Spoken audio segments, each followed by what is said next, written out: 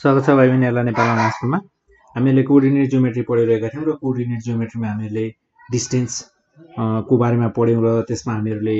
तपाईहरुलाई एक्जाममा सोधिने टाइप्सको क्वेशन्सहरु पनि डिस्कस गर्यौं। सो आज भने हामी सेक्सन फर्मुला सुरु गर्न गइरहेका छौं र सेक्सन फर्मुलामा हामी फर्स्ट अफ अल पढ्ने छौं इन्टरनल डिभिजनको बारेमा।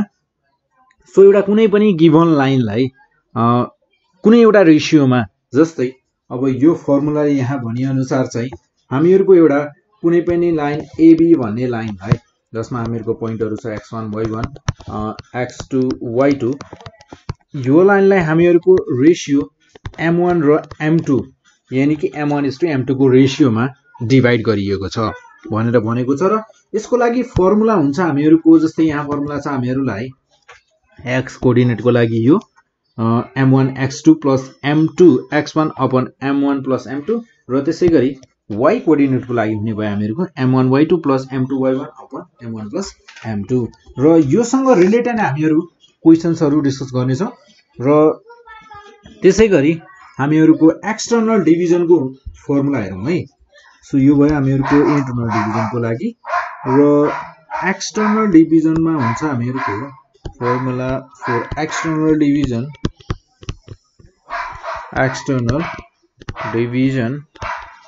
एक्सटर्नल डिभिजन को लागि हामीहरुसँग छ, so the coordinates are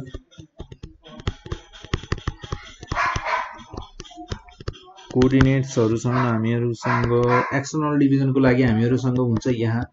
m1 x2 minus m2 x1 upon m1 minus m2 र त्यसैगरी y कोअर्डिनेटको लागि हुने भयो हामीहरुको m1 y2 minus m2 y1 upon m1 minus m2 र त्यसैगरी मिड पोइन्ट फर्मुला के हुन्छ त हामीहरु कुनै पनि लाइन छ, यो लाइनको मिड पोइन्ट, जस्तै यो मिड पोइन्ट हो भन्ने थाहा छ भने हामीहरुलाई, जस्तै यो PQ भन्ने लाइन छ र यसको मिड पोइन्ट छ हामीहरुको C र C को कोअर्डिनेटहरु कस्तो हुन्छ त, कसरी लेखिन्छ त C को कोअर्डिनेट्सहरु, मिड पोइन्ट चाहिँ कसरी लेखिन्छ त। सो हामीहरुको यहाँ जस्तै यसलाई मिड पोइन्ट हैन, मिड पोइन्ट फर्मुला भनेको हामीहरुको हुन्छ जस्तै P को कोअर्डिनेट छ हामीहरुको x1 y1 र Q को कोअर्डिनेट छ हामीहरुको x2 y2 र हामीहरुलाई C को कोअर्डिनेट x, y पत्ता लगाउनु छ। ठीक छ। सो हामीहरुको coordinates of mid point are x1 plus x2 by 2 र त्यसैगरी y1 plus y2 by 2 यो हुने भयो। र त्यसैगरी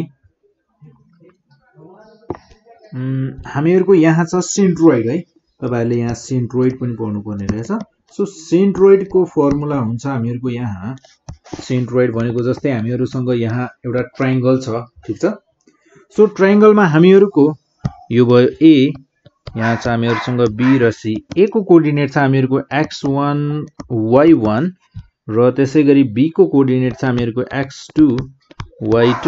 र C को कोअर्डिनेट छ हामीहरुको x3 y3 र हामीहरुको यहाँ BC को मिड पोइन्ट भनेको यहाँ छ हामीहरुको D र त्यसैगरी AC को मिड पोइन्ट छ हामीहरुको यहाँ E र त्यसैगरी AB को मिड पोइन्ट छ हामीहरुको यहाँ F। यदि मैले यो तीनटै पोइन्ट्सहरुलाई यसरी परपेन्डिकुलरली अर्को कुनै एउटा पोइन्टसँग टच गराउने हो भने, जस्तै यहाँको भर्टिसेस मैले F मिड पोइन्टलाई चाहिँ मैले टच गराए यहाँ C भर्टेक्ससँग र यो हामीहरुको तीनटै जुन लाइनहरु छ, जुन मिड पोइन्टको लाइनहरु छ, यो लाइनहरुले हामीहरुलाई यहाँ इन्टरसेक्ट गरेका छन् एउटै ठाउँमा र यो पोइन्टको नाम दिएको छ G र यो G भन्ने पोइन्ट जुन छ नि, यो पोइन्टलाई नै भनिन्छ हामीहरुको सेन्ट्रोइड। यो G भनेको पोइन्ट के हो त हामीहरुको सेन्ट्रोइडको पोइन्ट हो र यसको लागि हामीहरुको फर्मुला हुन्छ, सेन्ट्रोइडको फर्मुला भनेको हामीहरुको x2 plus x3 by 2 x कोअर्डिनेटको लागि र y कोअर्डिनेटको लागि हुन्छ हामीहरुको y2 plus y3 by 2। यो भयो हामीहरुको के को लागि भयो त, यो D पोइन्टको लागि, यो भयो हामीहरुको D पोइन्टको लागि। यो भयो हामीहरुको डी पोइन्टको लागि र यसरी नै हामीहरुले यो त हामीहरुले मिड पोइन्ट फर्मुला लगाएको बीसी को मिड पोइन्ट फर्मुला लगायौं सो यस्तो गरौँ है हामीहरुको एक एक गरेर सबैलाई निकाल्नु भन्दा पहिले सिधै हामीहरुले सेन्ट्रोइडको लागि लेखौं है सो जी पोइन्टको लागि कोअर्डिनेट्स अफ जी लेखौं so coordinates of G are x1 plus x2 plus x3 by 3 just यो मिड पोइन्ट फर्मुला निकाले जस्तै छ मिड पोइन्टको लागि गरे जस्तै छ तर सेन्ट्रोइडको कुरा चाहिँ थोरै अलग नै छ है मिड पोइन्ट भन्दा त थोरै फरक नै छ र हामीहरुले पढ्नु पर्ने भनेको यति नै कुरा हो मिड पोइन्ट पढ्नु पर्छ तपाईहरुले र एउटा सेन्ट्रोइड मिड पोइन्ट र हामीहरुको यहाँ छ एक्सटर्नल डिभिजन र इन्टर्नल डिभिजनमा हामीहरुको सेक्सन फर्मुलामा हामीहरुले पढ्नु पर्ने भनेको यति नै कुरा यो चारवटा कुराहरु सो यो चारैसँग रिलेटेड हामीहरुको चारैवटा फर्मुलासँग रिलेटेड क्वेशन्सहरु डिस्कस गर्नेछौं सो फर्स्ट अफ अल हामीहरुको इन्टर्नल डिभिजन सँग रिलेटेड क्वेशन्स डिस्कस गरौँ है जस्तै हामीहरुलाई भनिएको छ यहाँ इन्टर्नल डिभिजनको लागि हेरौँ है जस्तै हामीहरुसँग छ यहाँ क्वेशन यसले भनेको छ हामीलाई find the coordinates find the coordinates of the points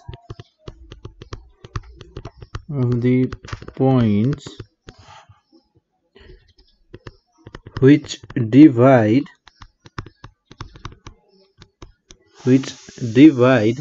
the join of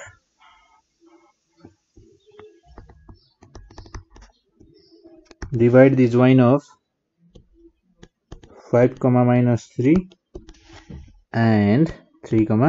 -5 हामीहरुको यहाँ दुईटा पोइन्टहरु जोडिएको छ भनेर भनेको छ 5, 3 र 3, -5 र यो दुईटा पोइन्टलाई हामीहरुको डिभाइड भएका छन् यो दुईटा पोइन्टलाई डिभाइड गरिएको छ internally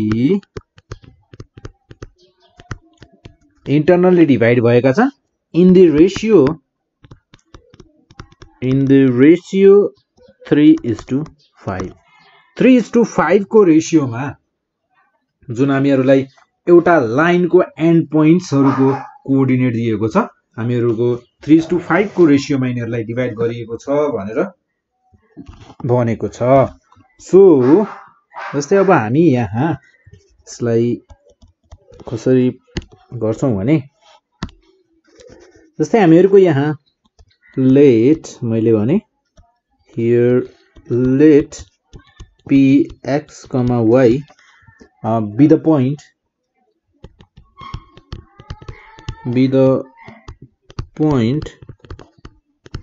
which divides the point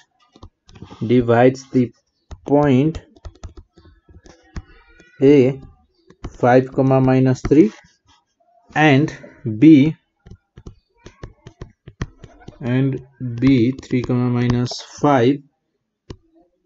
in the ratio 3:5 internally जस्तै अब मेरो यो AB भनेको लाइन यो हो मानौ यो हो हैन सो यो भयो मेरो AB लाइन र मेरो P भन्ने पोइन्ट नि यहाँ बिचमा छ र यसले मेरो A र B लाई AB भन्ने लाइनलाई 3:5 को रेशियोमा डिभाइड गरेको छ भनेर भनेको छ र यो P भन्ने पोइन्टको कोअर्डिनेटहरु के छ त पत्ता लगाऊ भनेर भनेको छ यो P भन्ने पोइन्टको कोअर्डिनेट चाहिँ हामीले फाइन्ड गर्नुपर्ने हो सो हामीहरुसँग फर्मुला छ इन्टर्नल डिभिजनको लागि so using section formula for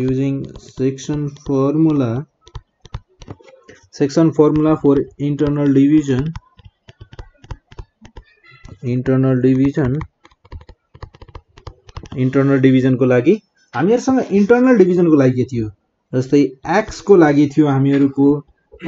m1 x2 plus m2 x1 र त्यसैगरी m1 plus m2 र एक्सटर्नल डिभिजनमा र इन्टर्नल डिभिजनको फर्मुलामा के फरक छ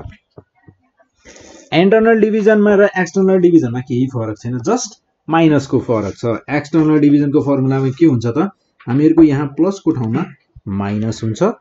त्यति नै हो। सो यो भयो हामीहरुको इन्टर्नल डिभिजनको लागि। सो अहिले इन्टर्नल डिभिजनको लागि मात्र हेरौं। देन र यसपछि भनिएको छ हामीहरुलाई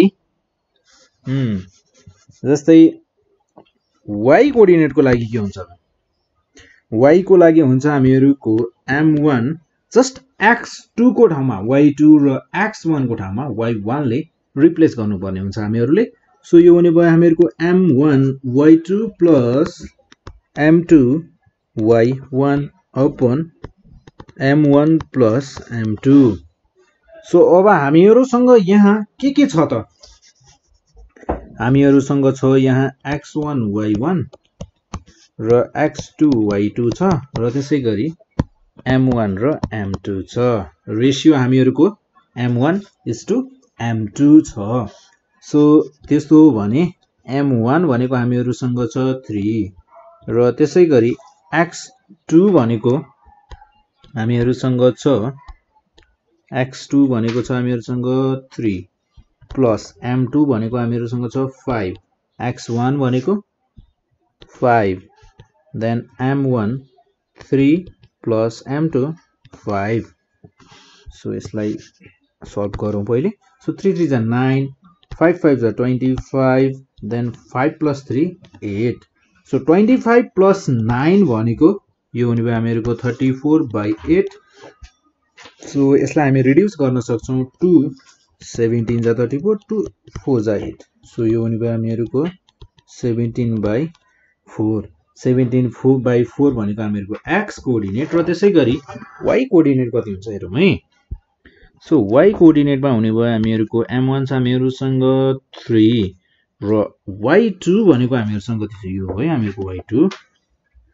माइनस 5 देन प्लस m2 भनेको हामीहरुसँग छ 5 देन y1 भनेको छ हामीहरुसँग minus 3 by 5 plus 3। So 3 into 5 15 plus into minus minus 15 plus plus into minus 5 3 जा 15 by 8। सो यो हुने भयो हामीहरुको minus minus plus so sign चाहिँ माइनसै हुने भयो माइनस 30 by 8। सो 215 जा 30 2 4 जा 8। सो यो हुने भयो हामीहरुको माइनस 15 by 4। हामीहरुको कोअर्डिनेट कति रहेछ त हामीहरुको जुन p कोअर्डिनेट थियो AB लाई डिवाइड गर्ने प्वाइन्ट त्यसको कोअर्डिनेट कति रहेछ त त्यसको कोअर्डिनेट त हामीहरुको कोअर्डिनेट अफ द प्वाइन्ट रहेछ 17/3 माइनस 15/4। यसरी हामीहरुले लेख्न सक्छौं। र त्यसैगरी अर्को क्वेशन हेरौँ है एउटा हामीहरुको एक्सटर्नल डिभिजनको लागि पनि हेर्दिम न त है। सो त्यसैगरी जस्तै हामीहरुसँग एक्सटर्नल डिभिजनको क्वेशन छ यहाँ find the coordinate find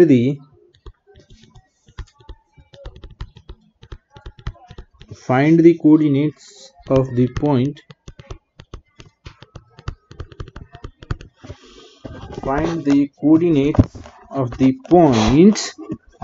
that divides the join of the point that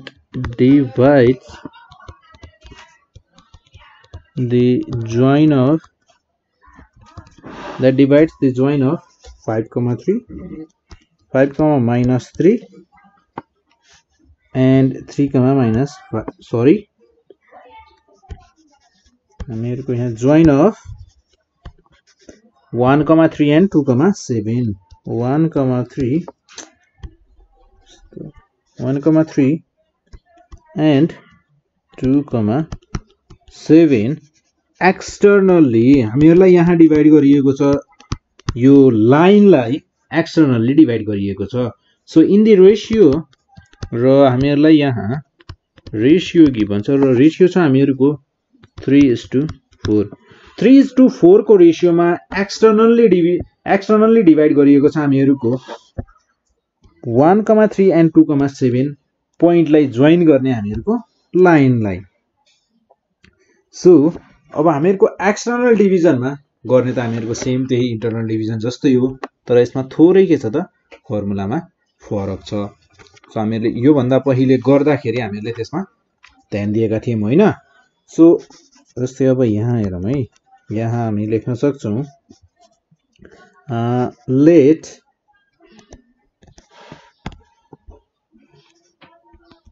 so here let p point भनेर भनेर मैले डिभाइड गर्ने पोइन्टलाई, देन p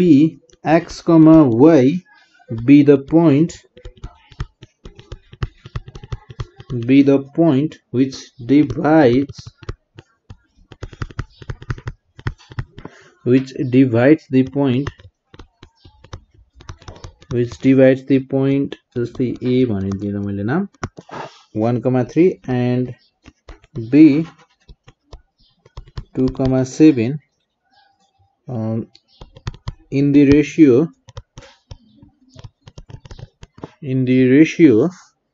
3:4 एक्सटर्नली।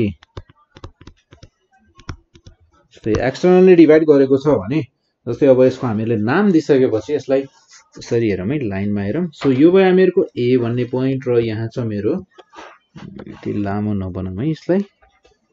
सो जस्तै यो छ मेरो एबी लाइन, ठिक छ, यो भयो मेरो एबी लाइन। सो यो एबी लाइन हो भने मेरो पी भन्ने लाइन कहाँ पर्छ त, यहाँ पर्ने भयो, एक्सटर्नली डिभाइड गरेको छ होइन त। सो त्यस्तो हो भने अब हामीहरूको रेसियो छ 3:4। सो मेरो यहाँसम्मको रेसियो हुने भयो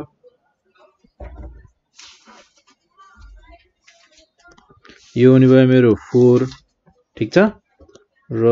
यो हुने भयो हामीहरूको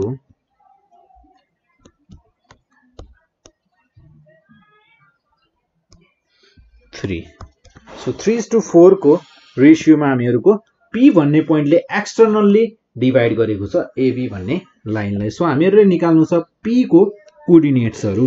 सो हामीहरूसँग फर्मुला छ एक्सटर्नल डिभिजनको लागि होइन त। So using section formula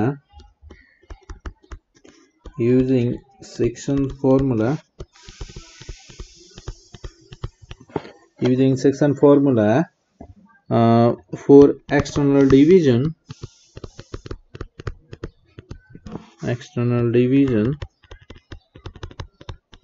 so external division को लागि फर्मुला के हुन्छ त हामीहरुको,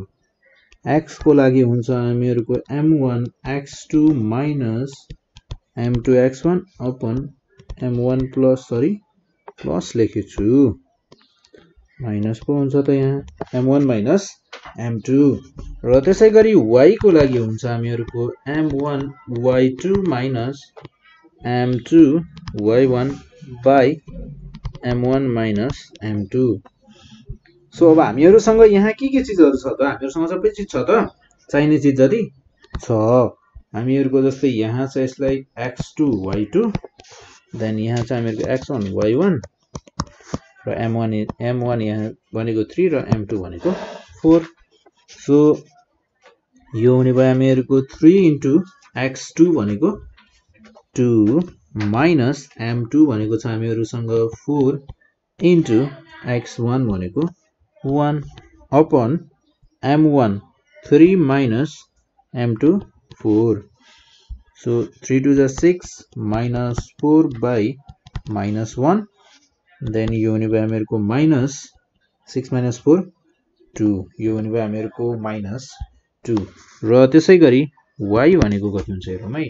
सो m1 छ हामीहरुसँग 3,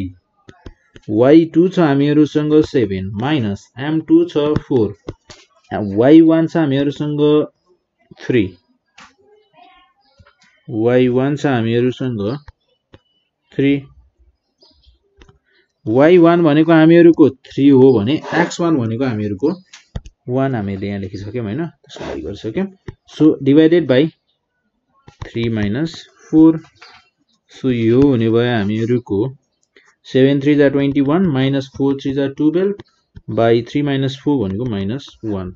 सो 21 minus 12 भनेको कति हुने भयो त 9 सो 9 माइनस 9 हुने भयो सो हामीहरुको कोअर्डिनेट p भन्ने पोइन्टको कोअर्डिनेट कति रहेछ त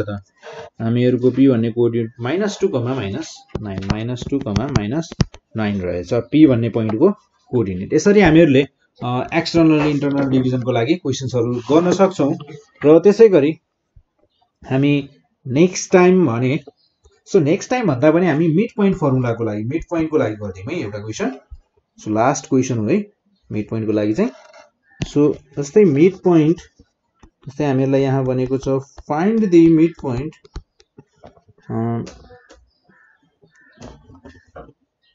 find the midpoint of the line joining the points 3, 5 and x, y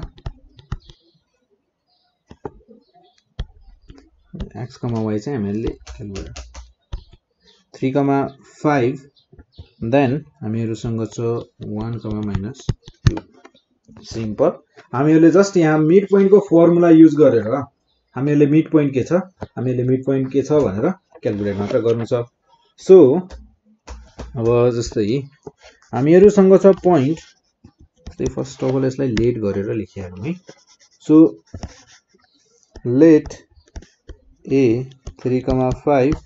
and b 1, -2 and p x, y be the points and midpoint ठीक छ